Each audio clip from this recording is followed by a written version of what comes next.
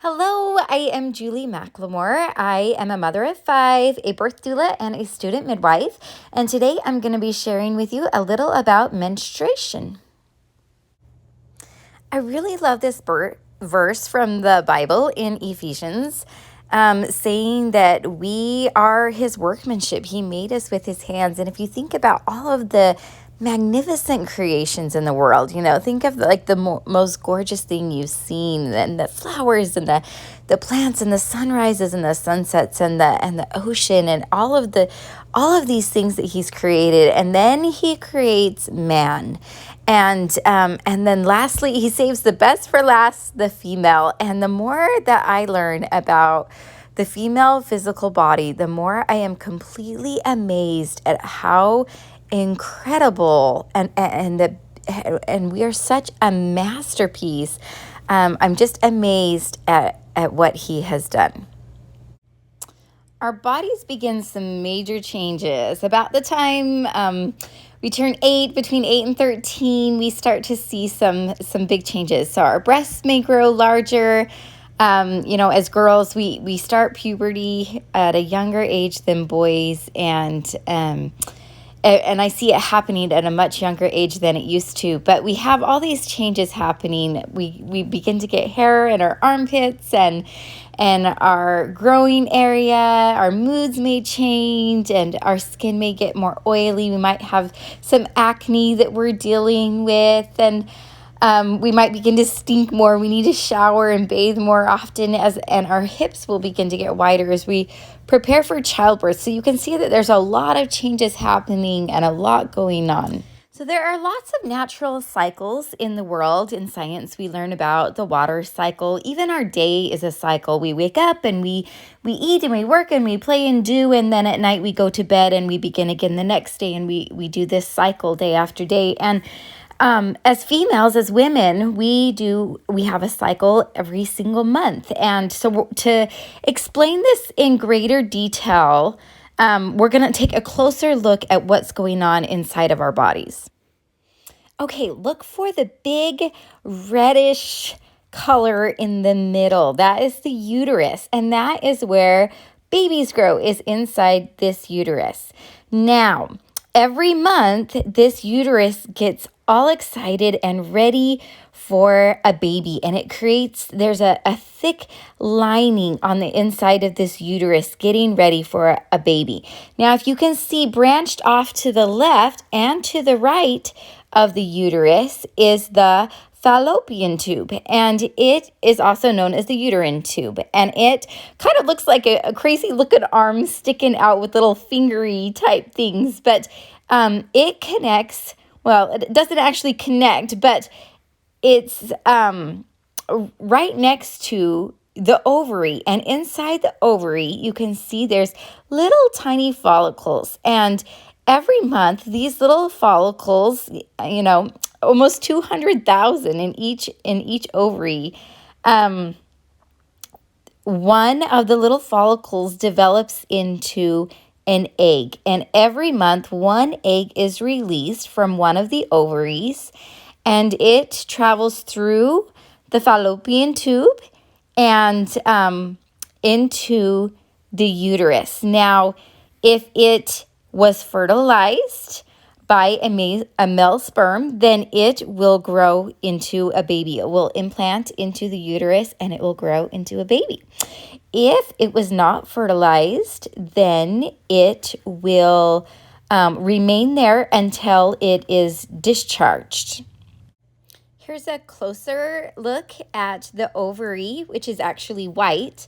But you can see how each little follicle develops into a mature egg. And then an ovulation, which is at about day 14, it varies. Then that egg is released and ready to be fertilized. And then if it's not, then menstruation happens again. And it's just this cycle that goes around and around. Here is a side view of what's going on inside of you. You can see the brownish triangle in the front. That is your bladder, where your urine comes out. And then in the middle, we have the vagina, and that is where the egg and the menses happens, where bleeding occurs about once every 28 days. And then the rectum in the back with the anus, and the white is the coccyx, the tailbone in the back. So you can see the uterine tube up on top. It's just tiny, as well as the ovary. Everything's nice and protected. Now, in order for a bicycle wheel to go around and around, you must pedal, right, to make it go and make it turn.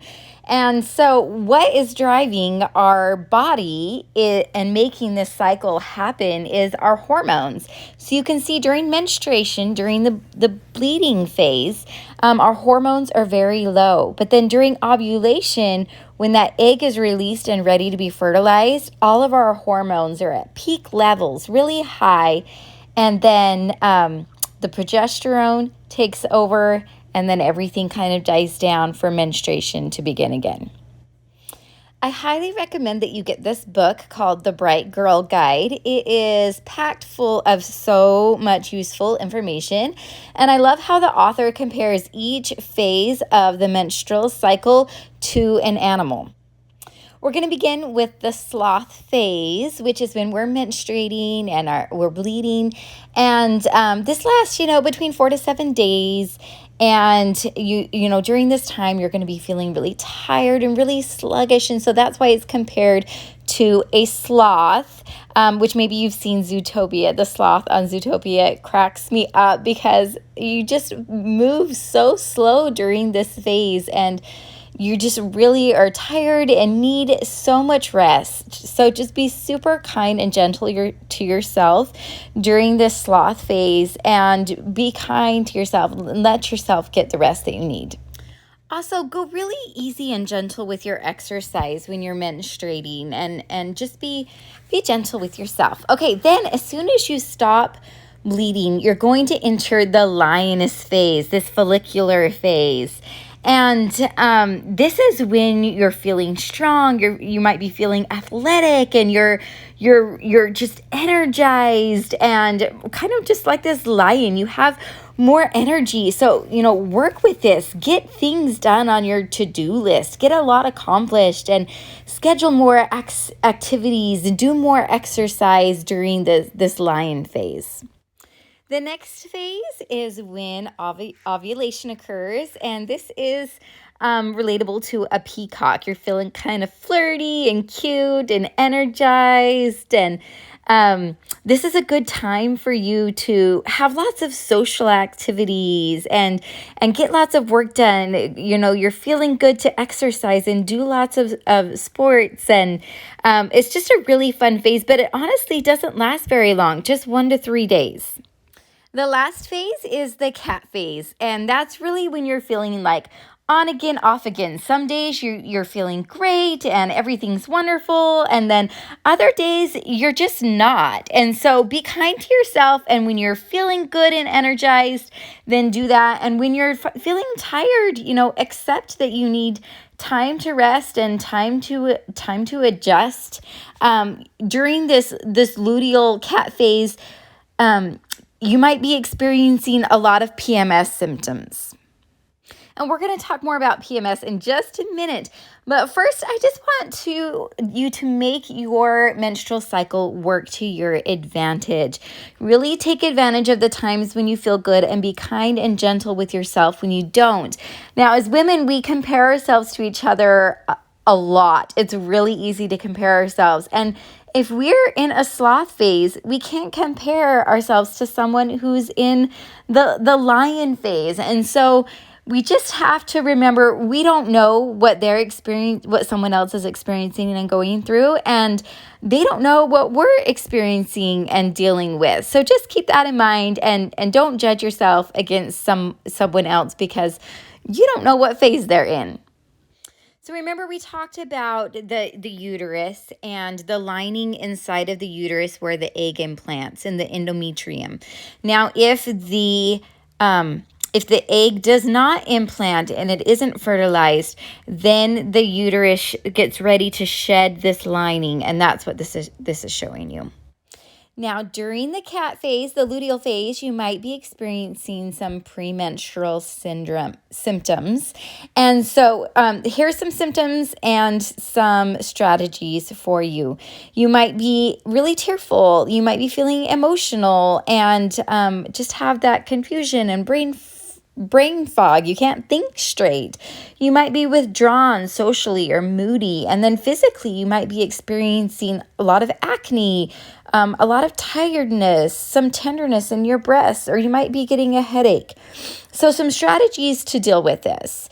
Reducing stress is key to everything in life, isn't it? To reduce your stress, and nutrition. You are what you eat. Limit your sodium. Get plenty of fresh fruits and vegetables. Make sure you're hydrated and you're taking your supplements. Getting enough sleep is key, as well as sunshine and exercise. Now, there's a lot of things you're going to want to avoid: caffeine, smoking, alcohol, sugar. You know all these things, right? That are going to help you and not help you to feel your best. Also, we have period pain. You're going to need to be gentle and careful with yourself. A heating pad or a hot water bottle can be really soothing to your abdomen.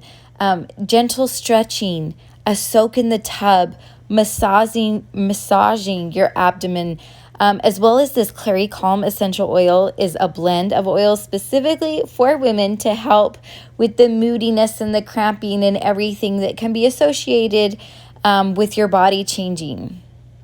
There are a few reasons you're going to want to track your cycle. It's going to help you predict and know what to expect, to know what's coming and be prepared for it. Also, if you need to meet with a health professional, if you've got irregularities or problems with your cycle, and it's also going to help you to feel more in tune with your body and your emotions. So there's a couple of other things that you can track. One is your basal body temperature. Your temperature is going to drop down slightly during ovulation and then spike. And so that's something that's really good to keep track of.